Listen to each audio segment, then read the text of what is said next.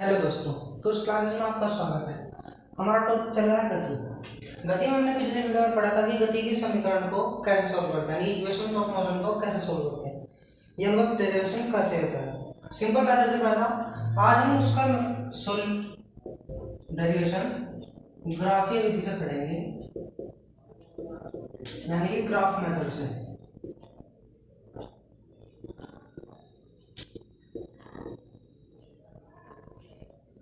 हमारे पास equation of motion 3 है। एक पहली होती है v बराबर u plus a t, s बराबर u t plus half a t square, और तीसरी होती है v स्क्वायर बराबर u स्क्वायर प्लस 2as, जहां फाइनल वेलोसिटी v है, इनिशियल वेलोसिटी u है, और हमारा टाइम है t, s है डिस्टेंस जितनी हमारी पार्टिकल या बॉडी कवर करती है। अब ग्राफ मेथड से पढ़ने से पहले हमें एक ग्राफ पढ़ना होगा, वेलोसिटी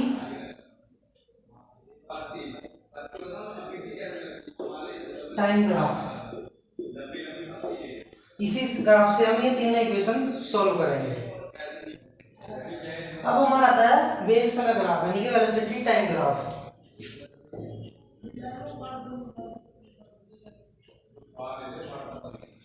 ये हमारा टाइम है, यानी कि टाइम t x एक्सिस के रिस्पेक्ट में, और y एक्सिस के रिस्पेक्ट में हमारा वेलोसिटी v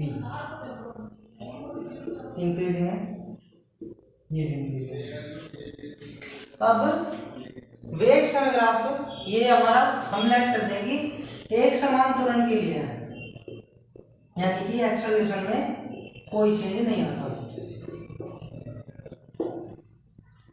तब जो हमारा वेलोसिटी होती है वो टाइम के प्रोपोर्शनल होती है, यानी कि v proportional to t। a हमारा v अपॉन t होता है, डेल्टा t अपॉन v। अब a कांस्टेंट हो गया हमारा, तो ये डेल्टा v प्रोपोर्शनल टू आ रहा है डेल्टा t के, ये यहीं से आ रहा है v प्रोपोर्शनल टू t।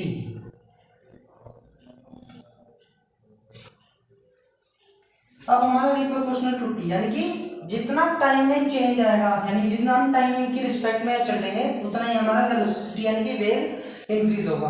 अब हम t यहाँ है तो v यहाँ, यानी कि हमारे यहाँ, फिर ऐसे ही बढ़ते बढ़ते बढ़ते यानी कि दोनों में इक्वल जाएगा, यानी कि एक लाइन मिलेगी हमें जो x एक्सिस के साथ थीटा एंगल बनाती है।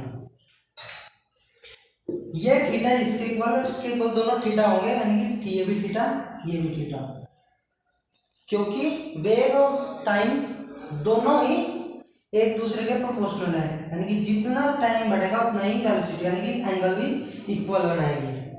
अब हमने मान लेना हमारा पार्टिकल कोई a यहाँ पर है, जिसका टाइम t1 पर, ये हमने लेट किया t1, ये हमारा v1।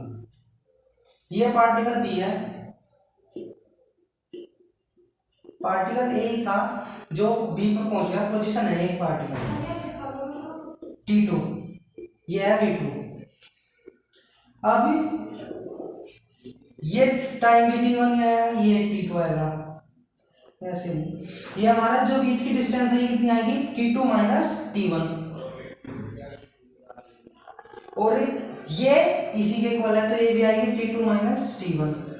अब a b c d e हमने इन्हें लेट कर लिया। अब आती है कि इस वेग समय ग्राफ से हम जो हमारा पार्टिकल चला है वो कितनी डिस्टेंस कवर करता है कैसे निकालेंगे। तो इसमें डिस्टेंस निकालने का तरीका है, डिस्टेंस होती है हमारी, जब हमें इन दो पॉइंट के बीच में निकालनी है कि कितनी डिस्टेंस कवर की। तो इन दो पॉइंट के बीच में जो हमारी एक शेप बन रही है, इसका area of A B C D E वो हमारी डिस्टेंस के इक्वल होता है। अब दूसरी बात आती है, हमने मान तो लिया कि एक समान त्वरण है। अब वो त्वरण क्या है, इसमें त्वरण कैसे निकालते हैं, तो त्वरण होती है हमारी वेग परिवर्तन यानी कि चेंज इन वेलोसिटी वेग परिवर्तन अपॉन समयांतराल। अब हमारा ये v2 था, ये v1, तो ये कितना चेंज आएगा, v2 माइनस v1, यानी कि वेग में कितना परिवर्तन आया, v2 minus v1 upon time में कितना चेंज आ रहा है, t2 माइनस t1। हम अभी a और b पॉइंट पोजीशन के बीच की बात कर रहे हैं। अब हम देखेंगे कि v2 माइनस v1 क्या है, हमारी bc, और ac है हमारी t2 माइनस t1। अब अगर हम ट्राइंगल ए बी सी, ये थीटा है तो ये भी थीटा होगा, में ट्राइंगल से देखें तो हमारा tan थीटा होता है लंब बटे आधार बी सी अपॉन ए सी, जो कि एक स्लोप होती है, स्लोप होती है हमारी tan थीटा, एम से रिप्रेजेंट करते हैं। तो बी सी अपॉन ए सी यानी कि tan थीटा के इक्वल आ गया, जो कि स्लोप के इक्वल है, यानी कि एक्सेलरेशन हमारी स्लोप के इक्वल की होती है। अब हम इन फॉर्मूले से गति की समीकरण है जो इक्वेशंस ऑफ मोशन है उन्हें डिराइव करेंगे। अब गति की फर्स्ट इक्वेशन v बराबर u प्लस ए टी, ये हमारा समय ग्राफ है, हमने पीछे लिया था v1 v। अब यहाँ पर हमने इनिशियल लिया है, तो इनिशियल यानी कि यहीं से वेग शुरू हुआ है तो यहाँ जाएगी सीधी लाइन, वो हमने यहाँ से लिया था, यानी कि 0 से स्टार्ट किया था, लेकिन हम u ले रहे हैं कि कोई प्रारंभिक वेग है और फाइनल वेग है, final velocity v। Time t लगता है पूरे प्रोसेस में, यानी कि ये जो हमारा d है, d से c जो ये हमारा वेलोसिटी है इसमें t टाइम लगता है। अब यहाँ पर हमारा है इनिशियल वेलोसिटी u, यानी कि कितनी है od, फाइनल वेलोसिटी v कितनी है o, लेते हैं इसे d o e हो या ac और ac, क्योंकि यही इससे इक्वल है, ऐसे ही od ab। ठीक, अब हमारा आधा टाइम कितना है oa, टाइम t oa। अब सबसे पहले फर्स्ट इक्वेशन सॉल्व करने के लिए हमें एक्सेलरेशन निकालते हैं। अभी हमने पढ़ा कि acceleration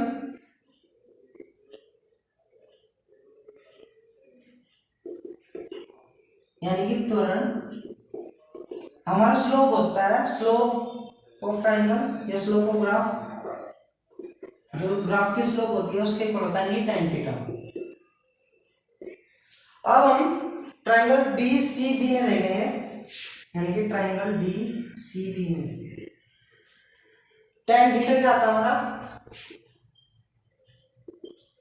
B C upon B D, B C upon B D.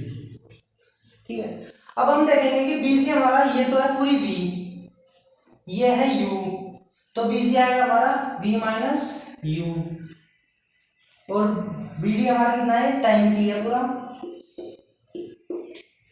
तो इससे हमारा आएगा बी सी बराबर क्या आएगा v माइनस u, और t आएगा हमारा अपॉन में। अब tan थीटा हमारे एक्सेलरेशन के बराबर है, तो हम इसे लिख सकते हैं a बराबर v minus u upon T. अब ये t इधर मल्टीप्लाई में जाएगा, ए टी बराबर v माइनस u। अब u को इधर भेजें तो v बराबर u प्लस ए टी आएगा, जो कि हमारी फर्स्ट इक्वेशन है।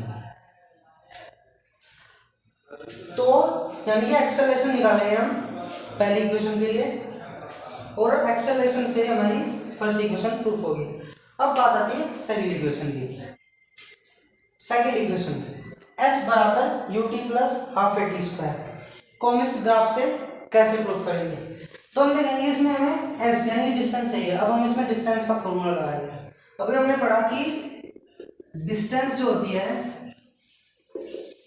जो हमारी शेप बनती है टाइम और वेलोसिटी के रिस्पेक्ट में, उसका एरिया होती है, यानी कि एरिया ऑफ, हमारी इस ग्राफ में होगी area of D C B A O, D C B A O. अब एरिया ऑफ डीसी भी है, यानी कि हम देखेंगे कि इस पूरे का एरिया निकालना है, लेकिन हम नोट करेंगे कि इस पूरी शेप में हमारे दो शेप है, एक है ट्राइंगल एक है रेक्टेंगल। तो यानी कि पहले हम लिखते हैं ट्राइंगल डीसीबी का एरिया, एरिया ऑफ डीसीबी है ये एस के इक्वल आएगा, प्लस एरिया ऑफ रेक्टेंगल डीबीएओ, डीबीएओ। तो एरिया ऑफ ट्राइंगल होता है हमारा 1/2 आधा गुना हो जाएंगे बेस अपॉन हाइट। बेस हमारा है टी, हाइट कितनी है v माइनस यू, और एरिया ऑफ रेक्टेंगल होता है लेंथ इंटू ब्रेथ। लेंथ कितनी है हमारी u, ये है ना u, ये v हुई ये v, और ये t ये t, यानी कि ut। अब हमने फर्स्ट इक्वेशन पढ़ी थी v बराबर u प्लस ए टी। अब अगर हम u को इधर ले आए v माइनस यू बराबर A T, v minus u क्या होता है हमारा ए टी, तो यहाँ v माइनस यू हम सब्सटीट्यूट करेंगे 1/2 into T into A T plus U T, ये एस के इक्वल चल रहा है। तो एस बराबर ए टी स्क्वायर आ जाएगा, half a t square plus U T, या एस बराबर u t plus half a t square. ये हमारी रही सेकंड इक्वेशन। तो यानी कि हमें डिस्टेंस के फॉर्मूले से हम सेकंड इक्वेशन निकालेंगे। फर्स्ट इक्वेशन निकली थी हमारी एक्सेलरेशन से, अब थर्ड इक्वेशन में हम डिस्टेंस के फॉर्मूले से निकालेंगे, लेकिन अब हम शेप एक लेंगे, यानी कि हमने पहले तोड़ी थी लेकिन अब शेप कंप्लीट का एरिया निकालेंगे, तो उससे हमारी थर्ड इक्वेशन सोल्व होगी।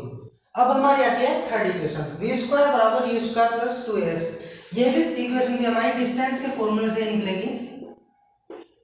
डिस्टेंस बराबर area of D C B A O, D C B A O, यानी कि जो हमारी वेलोसिटी और टाइम के ग्राफ में जो अक्षों के बीच में गिरिया करती होती है उसका क्षेत्रफल, यानी कि जो एक्सिस के बीच में हमारी कोई शेप बनती है उसका क्षेत्रफल डिस्टेंस होता है। अब हम देखें कि एक समलंब बन रहा है, ये समांतर भुजाएं ये ऊंचाई, ठीक है। तो समलंब का क्षेत्रफल होता है समांतर भुजा 1/2 गुणा समांतर भुजाओं का योग, यानी कि समांतर भुजा क्या है OD plus AC, OD plus AC गुणा ऊंचाई। अब ऊंचाई बीडी या एओ दोनों कितनी है हमारी सी, तो ओ ए लेते हैं। तो ओडी कितनी है हमारी यू प्लस एसी कितनी है पूरी वी इंटू टाइम क्या हमारा टी, ठीक, ये एस के इक्वल है। तो ये इधर चला जाएगा 2s हो जाएगा, तो जाएगा ut प्लस vt।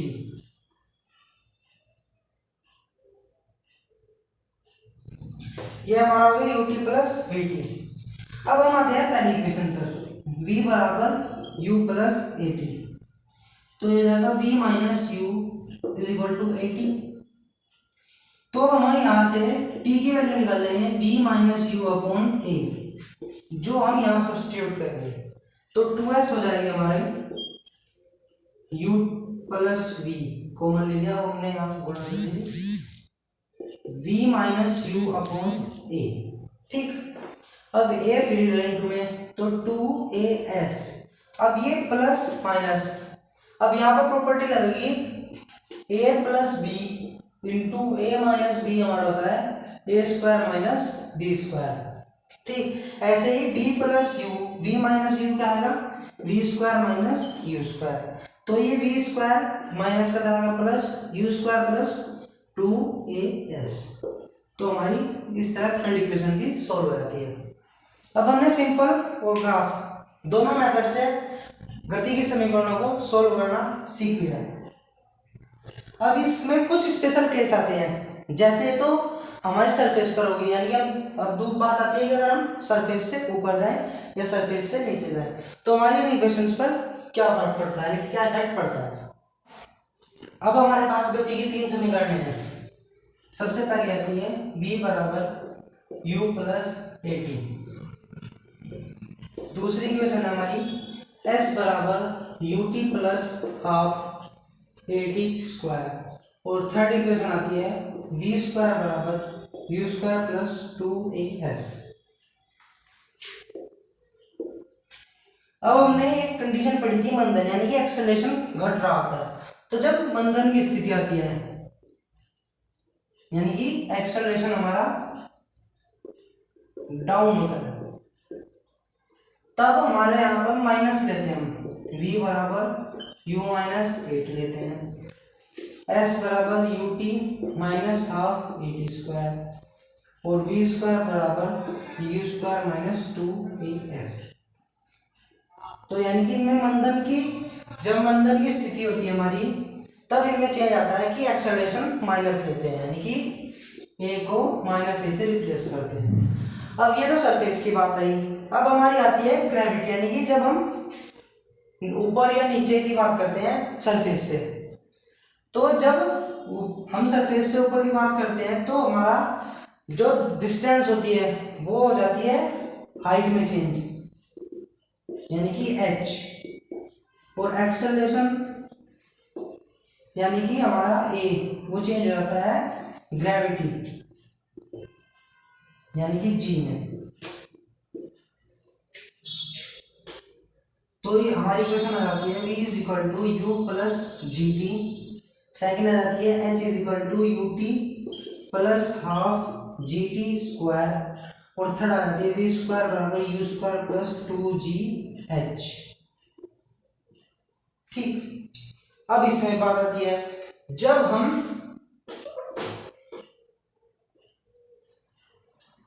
प्रारंभिक वेग 0 रखते हैं तो u हमारा 0 हो जाता है हर कंडीशन में। अगर हम मुक्त रूप से यानी कि किसी को प्रारंभिक वेग 0 से छोड़ेंगे तो हमारी u 0 हो जाता है। इसमें हमारी दो कंडीशन आती है कि जब कोई ऊपर से नीचे गिर रही, यानी कि ऊपर से नीचे आ रही हो, तो हम यहाँ पर g प्लस कर लेंगे, क्योंकि हमारी ग्रेविटी है, ग्रेविटी की ओर आ रही है तो बढ़ रही है। लेकिन अगर हम नीचे से ऊपर की ओर जाएं तो यानी कि हमारी ग्रेविटी में लॉस हो रहा है, मंदन एक्सेलरेशन वाली मंदन वाली स्थिति आ जाती है, तो हम यहाँ पर माइनस जी रिप्लेस करते हैं। ठीक है, ये ऊपर जाने के लिए और ये नीचे आने के लिए, सॉरी। और जब हम ऊपर जाते हैं तो इनकी इक्वेशन आ जाती है v बराबर you minus G T, h बराबर u T minus half g t square, और v स्क्वायर बराबर यू स्क्वायर माइनस 2gh। ये हमारी चेंज आती है अकॉर्डिंग टू ग्रेविटी। अब हमारा ये चैप्टर कंप्लीट हो गया है, उम्मीद है आपको समझ में आया होगा। अगली वीडियो में एक नया चैप्टर शुरू करेंगे।